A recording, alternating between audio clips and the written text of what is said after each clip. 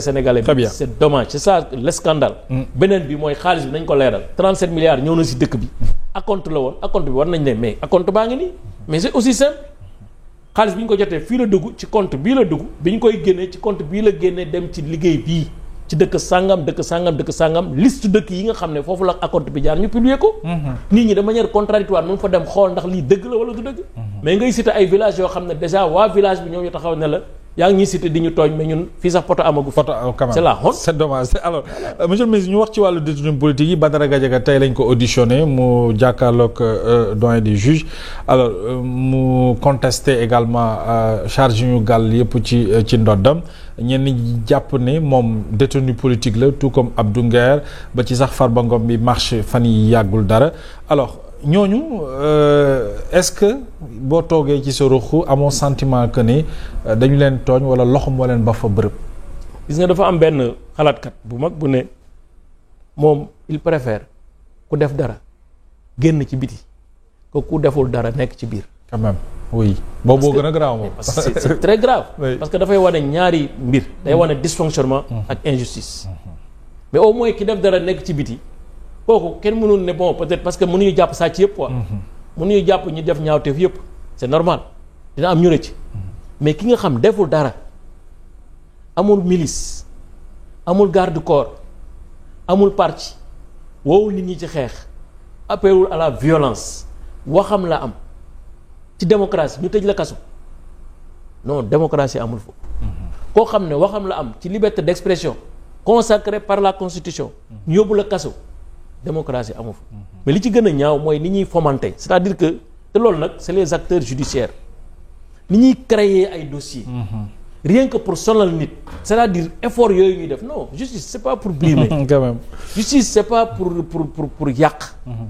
yàq doomu aadama justice c'est pour defar société justice c'est pour protéger c'est-à-dire que li ñuy def ci dossier Abdou Nguer ci yokk ay affaires quand même ki ngeen ko waxoon li ngeen ko jëkk a wax tuumaal ko site bi waa ji ñëw na toog ne man site bi maa ko moom Abdou Nguer xamu ko dégg ko ci defu ci dara man maa def publication yi mais loolu normalement 24 heures Abdou Nguer waru ko woon def police bay nekk ci ay yóbbu ko ay instruction ñu koy indil ay dossiers di fabriquer ay affaires il n'est pas le seul y'a Jérôme Bandiaki même chose oui Jérôme oui dem nañ këram fekk nañ fa benn arme nangam wax na leen fi mu ko jëndee ak yëpp mais ñu ngi tere ñu ngi xool ay affaires léeg-léeg ñu ne waa dañ koy utal dossier de viol dañ koy utal ay mais c'est la honte dans une république qui s'appelle le Sénégal. Est-ce que par exemple nekk judiciariser le mandat.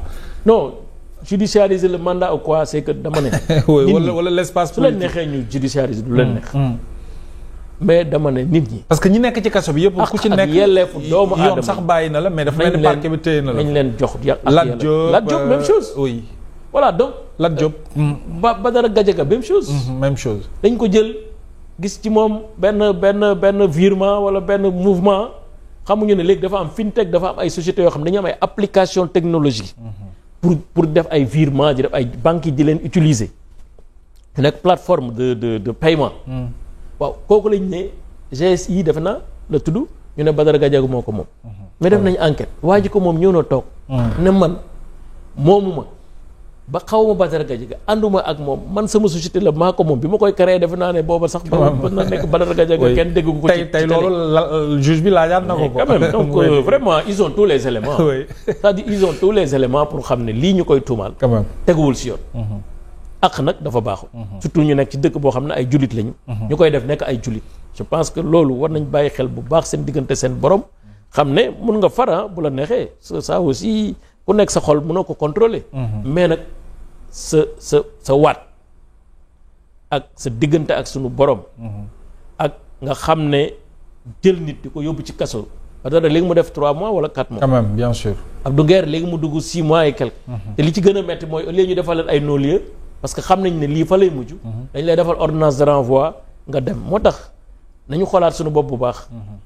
dañu xoolaat sunu bopp bu baax. xool sunu diggante ak sunu borom. xool sunu diggante ak nit ñi. gis nga pays yi li ñu gën a tardel mooy ak yelleefu doomu aadama duñ ko respecté. ñu koy salfaañe woy boo demee ci pays développé yi nga gis ni ñuy jëlee doomu aadama def ko au cœur de leurs activités. pour ci di ko teral pour di ko mais da nga yaakaar ne mais tu comprends pourquoi ñi ñu développé. ñi ñu def lii woy parce que li ñuy def dañ ciy jiital doomu aadama ci biir. c'est important ñun nag lu ñuy def dañ lay jaay doole di la coince di la mbëkk di la def ay affaire mais joxuñu leen doole pour ñu ciy gaañ nit ñi. c'est important dañ leen jox doole pour ñu ciy aar nit ñi. loolu c'est important. et le cas Madiambal pour terminer. oui le cas Madiambal. malheureusement man li may wax ci cas Madiambal moom laa wax ci cas Farba Ngom. waaw moom laa wax ci cas yëpp. gis nga loi wu 2024 bii ñu tuddee ko loi sur le blanchiment d'argent et xawma lan. nga xam ne genre loi fourre-tout la. c'est une loi scélérate c'est une loi qui est contraire à notre constitution. loi boobu ku nekk mën na gis parce qu'il suffit que CENTIF dem def benn rapport. quand même. ci ay virements yu mu gis ci say compte ay mouvements ci say compte def na ko ci Mbagnick Diop xam nga et cetera et puis ñëw na la voilà rapport CENTIF la dañ lay tëye parce que blanchiment. donc ñun suñu définition blanchiment c'est une définition catastrophique. c'est ajuridique. c'est pas normal c'est anticonstitutionnel. demal France nga gis blanchiment nañ ko définir. benn paragraphe ñun une page pour définir une infraction. donc il y a du tout. donc tey yow sa compte bu amee ay virements yenn yi rek mën nañ ne jël na la acca blanchiment peut-être que du ñu xool ndax dañ la ko may du ñu xool ndax da nga ko liggéey du ñu xool ndax c'est un revenu exceptionnel. moo tax kenn ñemeetul dem yóbbu ca banque ba xaalis et c'est contraire parce que la mise en œuvre de cette loi est contraire à l'esprit de la bancarisation. Attention on a un taux de bancarisation très faible. quand même tey kenn dematul ci banque déposer xaalis. mais c'est ça. parce que simplement bon voilà. ñoom ils sont obligés de dem banque mooy dem BCF. waaw. c'est une lecture moo tax ma ne la aussi loi boo koy appliquer. quand même loi bi jiitu na fi ki fi nekk septembre xaw ma décembre la fa dem. septembre 2024. cette loi de la CENTIF là defe naa ne réforme bi ñuy def la dernière réforme sur la loi de 2018 c'est une réforme de 2024. donc ça veut dire que quand même loi bi nekk na fi depuis très longtemps. mais la loi a été appliquée avec intelligence dans son esprit et sa lettre. mais pas nga jël lettre loi bi rek mais ñëppay dem kaso. quand même c'est pas Madiambal am na keneen dina amat. quand même parce que ni ñuy appliquer loi bi. c'est une application extrêmement catastrophique de la loi. Voilà donc ça tue l'économie. Ça tue les opérateurs ça tue la bancarisation. c'est ça alors amoon na benn question bu ñu naroon rek ci te ñu ngi doon doaji tëj mooy bureau assemblée nationale bi rejeté ce jour en réunion de résolution la résolution plutôt de mise en accusation devant la haute cour de justice contre l'ancien président de la République encore Macky Sall qui revient. Oui ben malheureusement ou heureusement c'est Macky Sall qui est leur cauchemar. Leur cauchemar en termes de travail qui a été fait. En termes d'héritage. mais il n'est plus dans ce pays-là. mais c'est seen xol yi moo xat xam nga sa xol bu xate yow démocratie au lieu nga jël ko def ko adversité politique. nga bëgg ko def nooneel. mais c'est normal que Sénégalais c'est-à-dire waa ji bu fu mu nekk ci jàmmam mais ils sont même allés jusqu'à di organiser ay conférences naan leen bu leen ko invité bu leen def lii bu leen def lii. pour vous dire que c'est quand même déplorable. qu'on soit à ce niveau.